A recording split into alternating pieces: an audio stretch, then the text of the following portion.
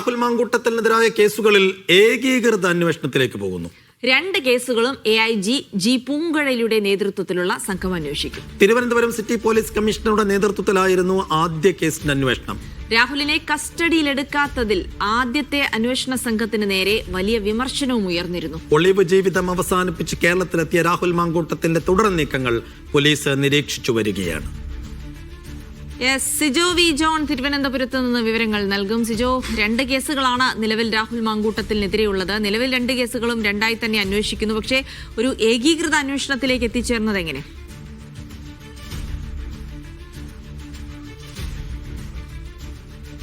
ഏകീകൃത അന്വേഷണമാണെന്നുണ്ടെങ്കിൽ ഈ അന്വേഷണം കൂടുതൽ മികച്ച രീതിയിൽ മുന്നോട്ട് കൊണ്ടുപോകാൻ സാധിക്കും. അത് സൗകര്യപ്രദവും അതാണ് എന്നുള്ള രീതിയിലാണ് പോലീസിന്റെ വിലയിരുത്തൽ. ആ ഒരു സാഹചര്യത്തിലാണ് AIG ജി പൂങ്കോടിയെ തന്നെ ഇതിന്റെ അന്വേഷണ ചുമതല ഏൽപ്പിച്ചതെന്നുള്ളതാണ് പോലീസ് നൽകുന്ന വിശദീകരണം. പക്ഷേ അതിൽ ചില അതിർത്തിക്ക് കാരണമുണ്ടോ എന്നുള്ളത്, കാരണം ആദ്യ സംഘത്തെ മാറ്റിയത് അതിർത്തി കാരണമാണ് എന്നുള്ള സംശയം നിലനിൽക്കുകയും ചെയ്യുന്നുണ്ട്. കാരണം രാഹുൽ മാങ്കൂട്ടത്തിൽ ഒളിവിൽ പോയതിനു ശേഷം 2 ആഴ്ചയായിട്ടും ഇയാളെ പിടികൂടാൻ സാധിച്ചിരുന്നില്ല. ഇന്നലെ വൈകിട്ട് രാഹുൽ മാങ്കൂട്ടത്തിൽ വന്ന് വോട്ട് ചെയ്ത് പോവുകയും ചെയ്തു. മാത്രമല്ല ചായക്കടയിലൊക്കെ കയറി ചായയൊക്കെ കുടിച്ച് വോട്ടർമാരെയൊക്കെ കണ്ട് നാട്ടുകാരെയൊക്കെ കണ്ട് ഇങ്ങനെ രാഹുൽ മാങ്കൂട്ടത്തിൽ ഇപ്പോൾ നടക്കുകയാണ്. അത് മാത്രമല്ല ഇതിൽ നിന്ന് ഇനി എങ്ങനെയൊക്കെ രക്ഷപ്പെടാമെന്നുള്ള ശ്രമത്തിലേക്ക് രാഹുൽ നീക്കങ്ങൾ ആരംഭിക്കുകയും ചെയ്തിട്ടുണ്ട്.